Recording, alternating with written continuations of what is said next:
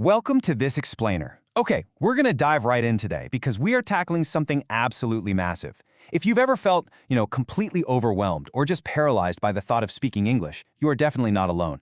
Consider this explainer your low-pressure, kind of like a big brother guide to mastering the English language without all the usual stress, anxiety, or those incredibly heavy textbooks. We're going to completely transform the way you think about language learning. So how do you actually speak English fluently and confidently? It's a huge question, right? Mostly because it honestly remains one of the single most common insecurities people face today. Literally, even people who appear super confident on camera often admit that language is a major weakness for them. So today, we're initiating a paradigm shift. We're moving away from the struggle and towards a set of simple, highly actionable tricks that make this whole process surprisingly easy. Here's our quick roadmap for today's explainer. 1. The big English myth. 2. Make learning fun again. 3. Observe English. 4. Put ego aside. 5. Meditate for clarity. And finally 6. English isn't all. We're starting with daily habits and ending with a massive cultural shift. All right, Section 1. The big English myth and traditional advice. When people ask for advice on improving their spoken English, they are almost always handed the exact same tired script. They're told to take this highly academic, really heavy approach. And we need to call out that boring traditional advice right off the bat because, frankly, it just doesn't work for most of us. You know the drill. Traditional advice tells you to force yourself to watch the daily news, or sign up for rigid grammar classes, or try to mimic highly complex speakers like Shashi Tharoor. But our core philosophy today? It's the exact opposite. To truly learn a new language, you actually have to enjoy the process. If it feels like a chore, you're going to quit. Enjoyment is absolutely the secret ingredient here. Moving to Section 2, make learning fun again and enjoy the process. Once you finally stop treating English like a stressful school subject, a whole world of possibilities opens up. The source material emphasizes that there are multiple fun, totally natural ways to absorb the language without ever feeling like you're studying. Let's break down 3 really specific options for you. First, easy video content. Cartoons are brilliant for this because the language is intentionally simple and meant for kids to grasp. And no, you are never too old for cartoons. Or, hey, try cricket commentary. Listening to legends like Rahul Dravid, Saurav Ganguly, or Harsha Bogle commentating in English is incredibly effective. If video isn't really your thing, option 2 is audio. Tune into English radio or podcasts that you actually genuinely enjoy. And third, try simple reading. Pick up a 10th grade ICSE short story book. The key takeaway: find a medium you actually love. So what's the actual commitment? Just 15. This is your micro goal. You literally only need a minimum of 15 minutes of this fun, enjoyable practice every single day to start seeing real results. Obviously, you can go up to an hour or more if you want, but dedicating just 15 unbroken minutes daily to a medium you enjoy, that is the foundational habit you've got to build. Section 3. Observe English, don't memorize. So this is where you shift from just passively enjoying the content to actively analyzing the language from the outside, kind of like a scientist looking at a really fascinating experiment.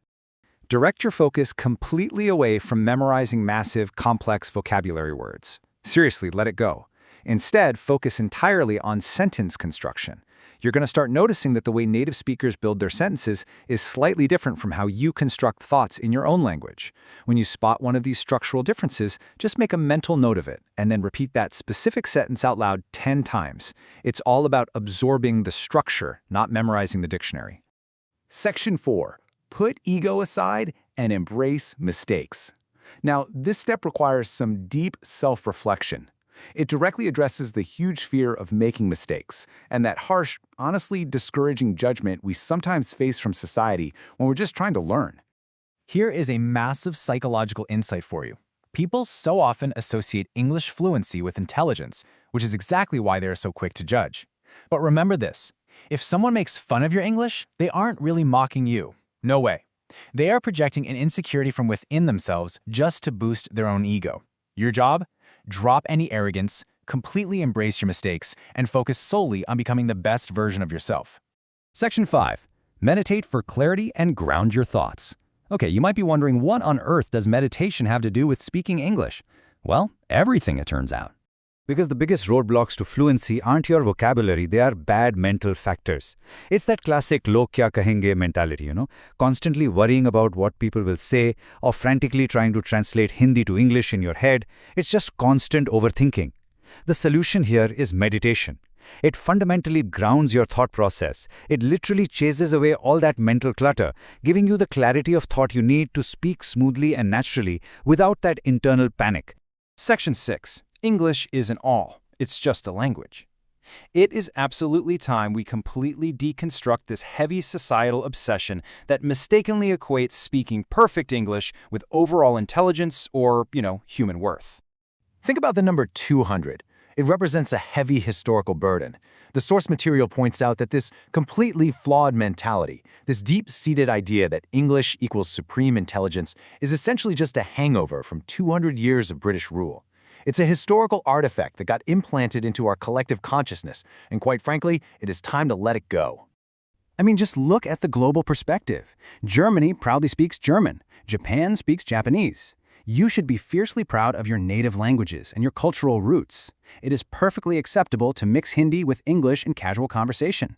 And hey, if you ever get stuck on an English word, don't freeze. Just confidently finish your sentence in your native language. Because fluency is about communication. It's not about perfection. Okay, let's do a really rapid recap so you have a clear mental checklist to take away from this explainer today.